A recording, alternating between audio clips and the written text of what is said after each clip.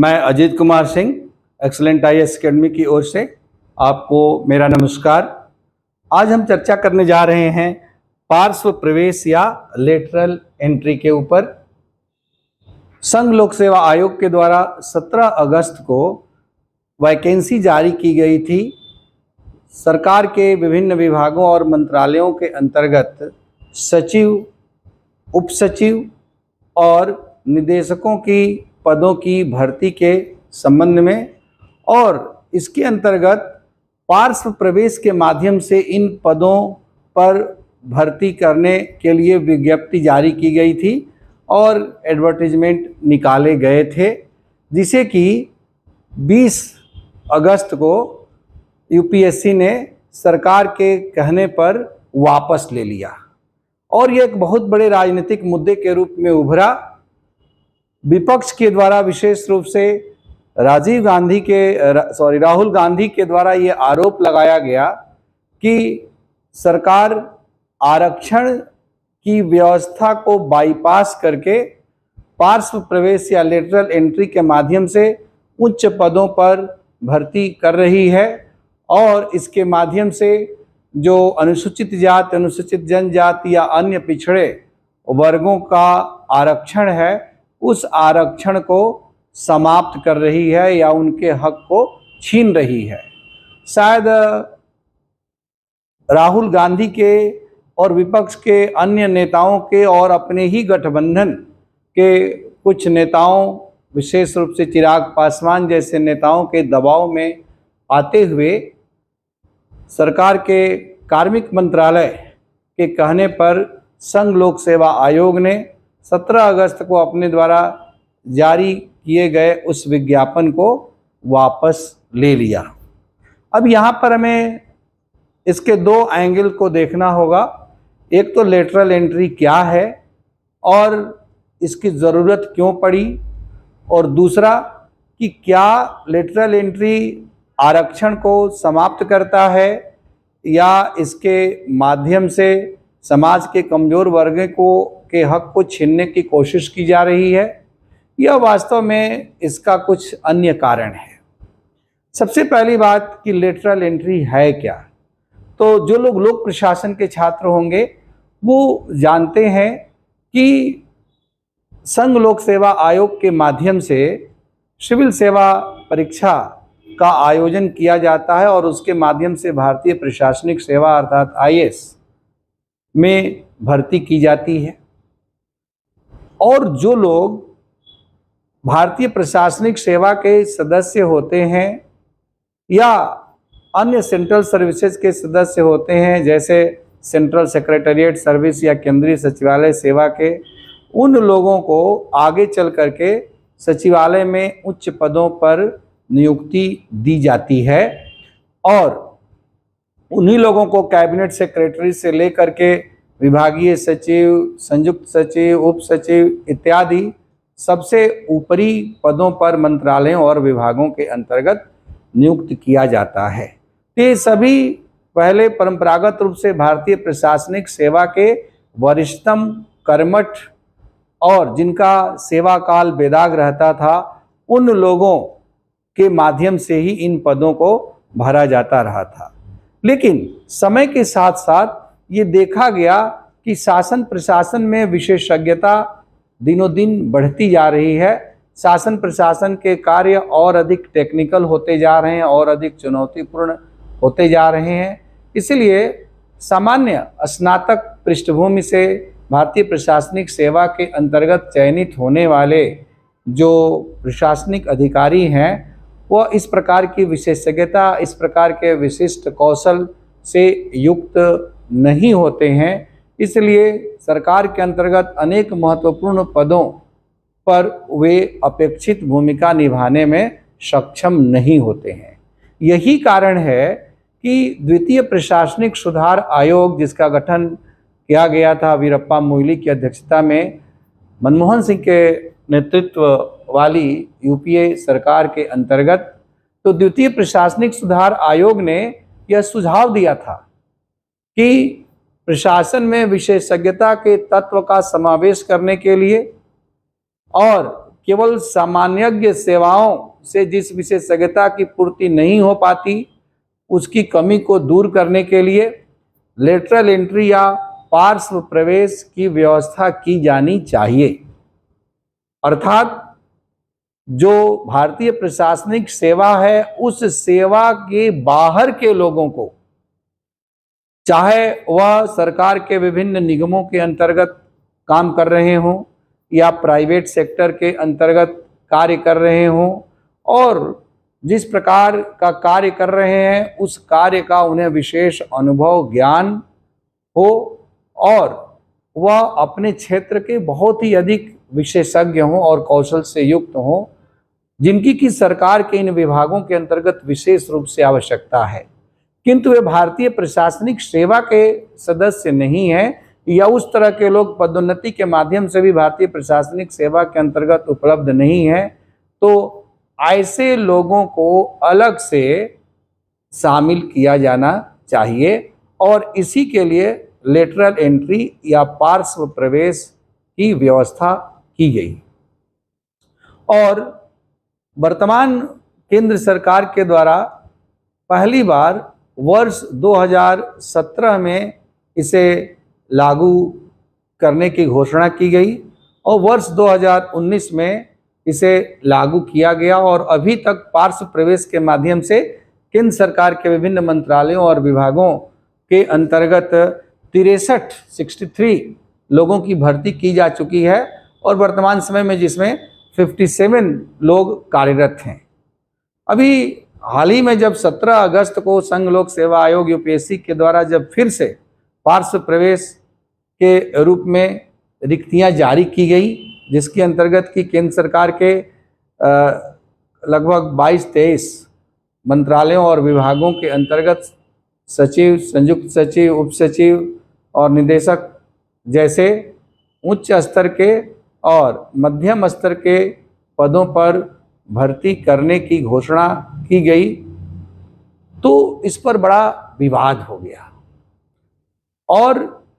चूंकि पहले से सरकार के सर्कुलर के अंतर्गत यह व्यवस्था है कि जो या जिन पदों पर डेपुटेशन या प्रतिनियुक्ति के रूप में सीमित अवधि के लिए अर्थात 3 से लेकर के 5 वर्ष की अवधि के लिए भर्ती की जाएगी, तो ऐसे पदों पर आरक्षण का प्रावधान लागू नहीं होगा, क्योंकि ये वास्तव में कोई अस्थाई पद नहीं है। एक सीमित अवधि के लिए और विशेष आवश्यकता की पूर्ति करने के लिए इन पदों पर भर्ती की जाती है।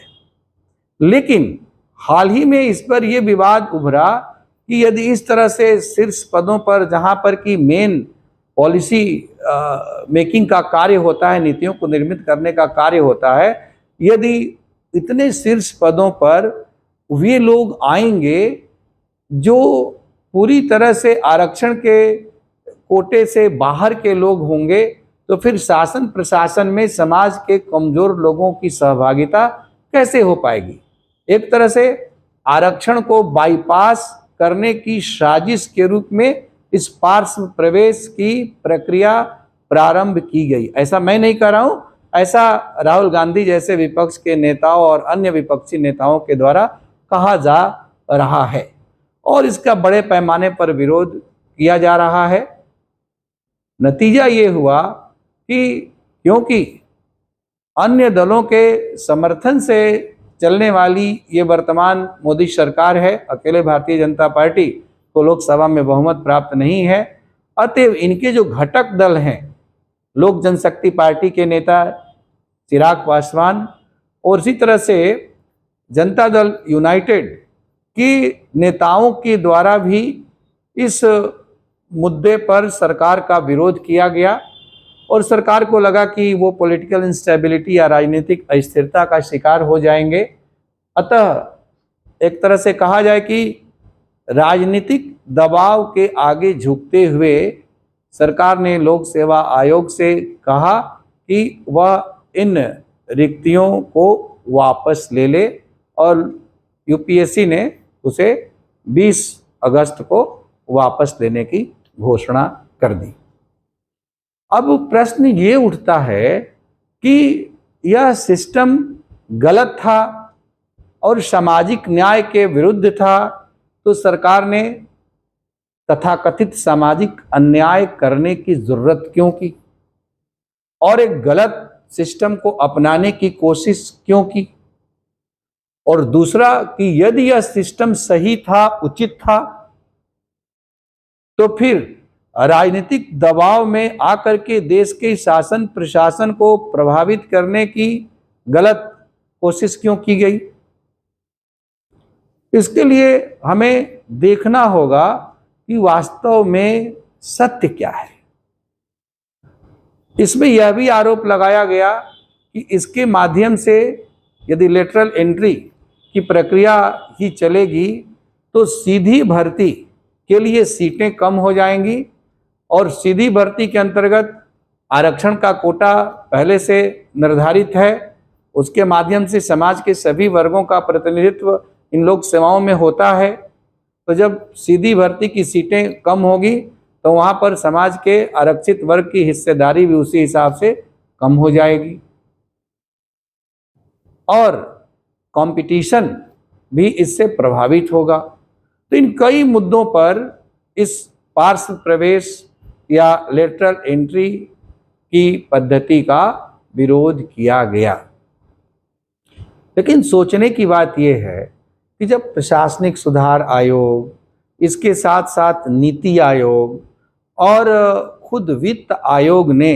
अपने पहले के रिपोर्ट्स में स्पष्ट रूप से कहा कि शासन प्रशासन में और अधिक कुशलता, कार्यक्षमता और दक्षता को लाने के लिए लेटरल एंट्री या पार्श्व प्रवेश पद्धति को शामिल करने की, अपनाने की आवश्यकता है, ताकि वे लोग जो भारतीय प्रशासनिक सेवा के माध्यम से इसमें चयनित नहीं हो पाते हैं या वो उनका करियर कुछ और होता है और वो किसी अन्य क्षेत्र में प्राइवेट सेक्टर के अंतर्गत या मल्टीनेशनल कॉरपोरेशंस के अंतर्गत या सरकार के अन्य निगमों के अंतर्गत विभिन्न क्षेत्रों में महत्वपूर्ण विशेषज्ञता, कार्यकुशलता, दक्षता से युक्त हैं और सरकार को उसी प्रकार के कार्यकुशलता, दक्षता और विशेषज्ञता की विभिन्न विभागों के अंतर्गत आवश्यकता है, तो ऐसे महत्वपूर्ण पदों पर पार्श्व प्रवेश की प्रक्रिया को अपना करके इन विशेषज्ञों को शामिल करके सचिव या उप सचिव इत्यादि पदों पर नियुक्त करके उसका लाभ उठाया जाना चाहिए। इससे शासन प्रशासन हमारा और बेहतर होगा। और ये व्यवहार में देखा भी गया है कि न केवल शासन प्रशासन में बल्कि अन्य क्षेत्रों में, राजनीति के क्षेत्र में भी या जो अन्य महत्वपूर्ण हमारी संस्थाएं हैं, उन संस्थाओं के अंतर्गत भी परंपरागत रूप से उन्हीं सेवाओं के भीतर के लोगों के अतिरिक्त यदि बाहर से किसी को लाया गया तो उनकी विशेषज्ञता का लाभ प्राप्त हुआ, उस संगठन ने बेहतर कार्यकुशलता प्रदर्शित किया। जैसे हम देखते हैं मोन्टेक सिंह अहलूवालिया है या ये नंदन नीलकेनी है, ये अपने अपने क्षेत्रों के बहुत बड़े विशेषज्ञ थे, माने हुए अर्थशास्त्री थे। आपके मोन्टेक सिंह अहलूवालिया योजना आयोग का उपाध्यक्ष बनाया गया, वो कि राजनीतिक व्यक्ति नहीं थे। नंदन नीलकेनी इंफॉर्मेशन टेक्नोलॉजी के बहुत बड़े, कहा जाए कि अनुभवी विशेषज्ञ, और इन्होंने पूरा हमारा आधार कार्ड से लेकर के जितना सूचना प्रौद्योगिकी के क्षेत्र में भारत आगे निकला है उसमें इनका बहुत महत्वपूर्ण योगदान रहा। खुद हमारे पूर्व प्रधानमंत्री मनमोहन सिंह, एक तरह से कहा जाए कि राजनीति में इनकी लेटरल एंट्री हुई, क्योंकि ये गैर राजनीतिक क्षेत्र के थे, ये राजनीतिक क्षेत्र के तो नहीं थे, और एक प्रोफेसर थे अर्थशास्त्र के। उसके आधार पर ये आरबीआई के गवर्नर बने, प्रधानमंत्री के आर्थिक सलाहकार बने, फिर देश के वित्त मंत्री बने। देश का आर्थिक उदारीकरण करने में और देश को एक नई दिशा देने में इनकी बहुत महत्वपूर्ण भूमिका रही, देश के वित्त मंत्री के रूप में। हालांकि प्रधानमंत्री के रूप में इन्हें स्वतंत्रतापूर्वक कार्य करने का मौका नहीं मिला, इसलिए उस रूप में इनकी विशेषज्ञता का लाभ प्राप्त नहीं हो पाया। तो ये लेटरल एंट्री का ही तो उदाहरण है। इसी प्रकार से आरबीआई में बाद में भी जो लोग गवर्नर बनाए गए, ये सभी लोग इसी रूप में आए और इनकी विशेषज्ञता का लाभ उन विभिन्न संगठनों को प्राप्त हुआ है। तो इसी तरह से सरकार के विभिन्न मंत्रालयों और विभागों के अंतर्गत परंपरागत रूप से यूपीएससी के माध्यम से विभिन्न लोक सेवाओं में चयनित प्रशासकों के साथ साथ कुछ ऐसे विशेषज्ञों को भी सीधी भर्ती दे दी जाए, सीधे उच्च पदों पर, जहां पर कि उस प्रकार की कार्यकुशलता और दक्षता की आवश्यकता है जो निर्णायक महत्व के हैं पद, और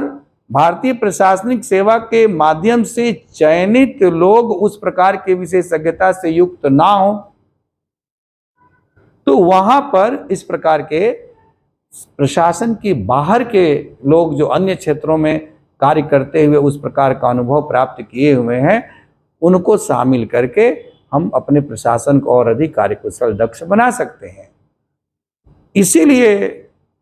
सेकंड एडमिनिस्ट्रेटिव रिफॉर्म कमीशन या नीति आयोग या वित्त आयोग ने इसके पक्ष में सुझाव दिया था। खूबी की बात यह है कि खुद मनमोहन सिंह की सरकार के दौरान ही गठित द्वितीय प्रशासनिक सुधार आयोग और कांग्रेस के ही एक बड़े नेता वीरप्पा मोइली की अध्यक्षता वाले आयोग ने इसका सुझाव दिया था, और अब जब उसको लागू किया गया है और उसके आधार पर कुछ भर्तियां की गई हैं, तो खुद उन्हीं के दल के द्वारा और खुद राहुल गांधी जो कांग्रेस के बड़े नेता और विपक्ष के नेता हैं, उनके द्वारा इसका विरोध किया जा रहा है। मुद्दा है, देखा जाए तो दो मुद्दे इसमें इन्वॉल्व हैं। एक तो ये विशेषज्ञता बनाम लोक सेवाओं की परंपरागत पृष्ठभूमि की विशेषज्ञता के नाम पर क्या हम परंपरागत रूप से लोक सेवाओं के माध्यम से चयनित लोगों को दरकिनार करें और एकदम बाहर के लोगों को ला करके एकदम ऊपर से शीर्ष पदों पर बैठा दें? तो क्या उनकी प्रतिबद्धता शासन प्रशासन के स्तर पर उसी प्रकार की होगी जो प्रतिबद्धता कैरियर सर्विस वाले जो लोग हैं, जो भी 21, 22, 24, 25 साल में चयनित हो जाते हैं और throughout till the age of retirement 60 साल की अवस्था में तक उस सेवा में बने रहते हैं और पदोन्नति के माध्यम से कार्य करते हुए प्रशासनिक सेवा में उन्नति करते करते उस सचिव स्तर पर पहुंचते हैं? तो जो निष्ठा अपनी सेवा के प्रति परंपरागत रूप से उनमें होगी, क्या उस प्रकार की निष्ठा सरकारी सेवा के प्रति, सरकार के विभाग और मंत्रालयों के प्रति उन लोगों में होगी जो केवल 3 साल से 5 साल के लिए एक एकदम अलग बैकग्राउंड से प्राइवेट सेक्टर या अन्य संस्थाओं से उसमें आए हुए हैं? या वे लोग सोचेंगे कि क्या रे हमारा क्या, हम तो 3 साल से 5 साल के लिए काम करने के लिए आए, अपना खाना पूरी करने की कोशिश करेंगे? एक तो ये मुद्दा विचारणीय है, और दूसरा मुद्दा ये विचारणीय है कि क्योंकि यह कम अवधि के लिए नियुक्तियां हैं, अस्थायी नियुक्ति के रूप में एक तरह से नहीं है, इसलिए इनको आरक्षण के दायरे से बाहर किया गया। तो क्या इससे शासन प्रशासन में सामाजिक न्याय की उपेक्षा होती है? शासन प्रशासन के अंतर्गत आरक्षण को दरकिनार करने की कोशिश की जाती है? तो ये एक मुद्दा है, लेकिन हमें ये भी देखना होगा कि सामाजिक न्याय के साथ शासन प्रशासन की कार्यकुशलता और दक्षता दोनों को बनाए रखने की आवश्यकता है। खुद यदि हम अपने संविधान को भी देखें तो संविधान के अनुच्छेद 335 में स्पष्ट रूप से ये कहा गया है कि शासन प्रशासन की कार्यकुशलता और दक्षता को भी ध्यान में रखा जाना चाहिए। यदि समाज के कमजोर वर्गों के लिए प्रशासन में समुचित प्रतिनिधित्व देने के लिए कुछ विशेष प्रावधान किए जाते हैं, तो इसके साथ साथ यह भी ध्यान रखना होगा कि शासन प्रशासन की कार्यकुशलता और दक्षता भी उससे प्रभावित न होने पाए। इसीलिए तो सर्वोच्च न्यायालय ने मंडल कमीशन वाले मामले में फैसला देते हुए आरक्षण की अधिकतम सीमा 50% निर्धारित की थी कि कम से कम आधे लोग लोक सेवाओं में ऐसे हों जो निरपेक्ष रूप से केवल अपनी योग्यता के आधार पर, न कि किसी अन्य आधार पर चयनित होकर के आए। तो इसलिए दोनों में से किसी भी चीज से कंप्रोमाइज नहीं करना है। अब शीर्ष पदों पर कुछ लोग यदि आते हैं और आरक्षण को वहां पर लागू नहीं किया जाता है तो क्या इससे सामाजिक न्याय की अवहेलना होती है? तो वास्तव में ऐसा नहीं है, क्योंकि एक तो पद बहुत कम है और दूसरे वो ऊपरी स्तर पर हैं। तो जो सीधी भर्ती वाले जो पद हैं संघ लोक सेवा आयोग के माध्यम से हर साल सिविल सेवा परीक्षा के माध्यम से भरने के लिए, उनकी संख्या उससे कम नहीं होगी और वहां पर आरक्षण का प्रावधान ज्यों का त्यों लागू है। इसलिए सामाजिक न्याय या आरक्षण को कहीं पर भी दरकिनार नहीं किया जा रहा है, बल्कि लेटरल एंट्री या पार्श्व प्रवेश के माध्यम से हम अपनी लोक सेवाओं को और अपने देश के शासन प्रशासन को और अधिक कार्यकुशल, दक्ष और सक्षम बना रहे हैं। क्योंकि दिनों दिन जिस प्रकार से हमारे जीवन में टेक्नोलॉजी का महत्व बढ़ता जा रहा है और तकनीक हमारे जीवन पर एक तरह से हावी सी होती जा रही है, तो स्वाभाविक है कि शासन प्रशासन में भी तकनीक और प्रौद्योगिकी की दखलंदाजी बढ़ती जा रही है। ऐसे में केवल जनरलिस्ट या सामान्यज्ञ सेवाओं से आने वाले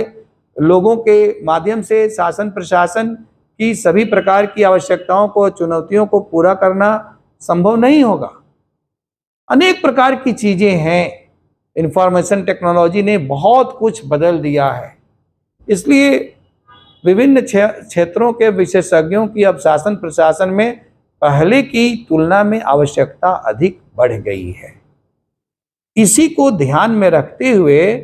पार्श्व प्रवेश की प्रणाली को रखा गया। अब प्रश्न ये उठता है कि सरकार ने इसे वापस लिया और ये कहा गया कि सामाजिक न्याय के पक्षधर हैं प्रधानमंत्री और इस पार्श्व प्रवेश के माध्यम से जिन पदों को भरने की बात कही गई उसमें आरक्षण का प्रावधान लागू नहीं हो रहा था, इसलिए उसको वापस लिया जा रहा है। फिर से जब कभी भी इस प्रकार की घोषणा की जाएगी इन पदों को भरने के लिए, तो उसमें आरक्षण संबंधी प्रावधानों को जोड़ते हुए ही इसकी रिक्तियां यूपीएससी के द्वारा घोषित की जाएंगी। यदि ऐसा किया जाएगा तो निश्चित रूप से हमें विशेषज्ञता, कार्यकुशलता और दक्षता से कॉम्प्रोमाइज करना होगा। फिर तो लेटरल एंट्री या पार्श्व प्रवेश का जो औचित्य है वह मूल औचित्य ही समाप्त हो जाएगा। आखिरी बात यह है कि क्या ये सच है, जैसा कि वर्तमान केंद्र सरकार ने ये कहा कि खुद प्रधानमंत्री सामाजिक न्याय के पक्षधर हैं और सामाजिक न्याय के विपरीत होने की वजह से यूपीएससी से कहा गया कि यूपीएससी इस वैकेंसी को वापस ले ले, तो क्या सचमुच यही हुआ है? तो वास्तव में ऐसा नहीं है।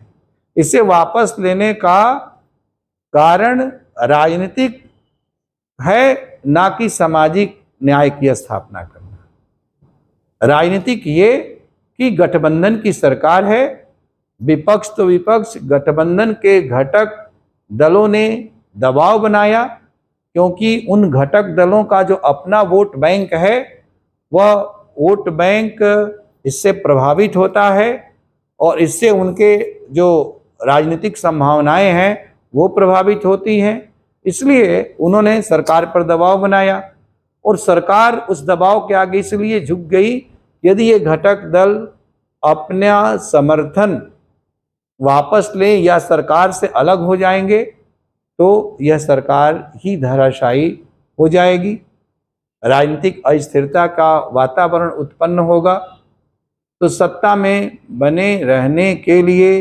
या सो कॉल्ड पॉलिटिकल इंस्टेबिलिटी को इंश्योर करने के लिए तथाकथित सामाजिक न्याय की आड़ में सरकार के द्वारा यह सौदा किया गया और एक अच्छी व्यवस्था जिसको विशेषज्ञ संस्थाओं और समितियों आयोगों के द्वारा सुझाव के रूप में प्रस्तुत किया गया, उसको जो है समाप्त कर दिया गया है,